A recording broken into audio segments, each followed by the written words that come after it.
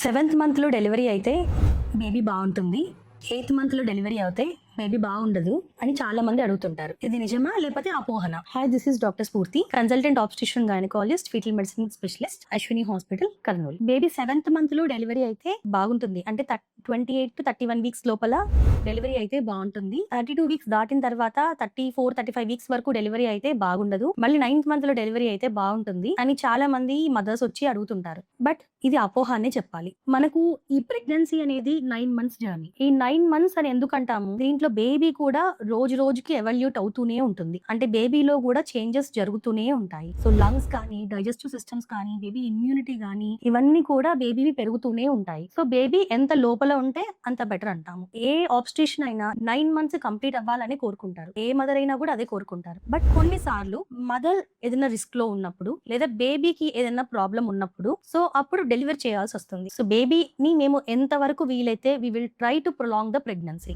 ఒకవేళ ఇంకా ప్రొలాంగ్ చెయ్యలేము అన్న సిచ్యువేషన్ లో డెలివరీ చేయాల్సి వస్తుంది. బట్ 7th monthలో డెలివరీ అవుతే ఏమవుతుంది?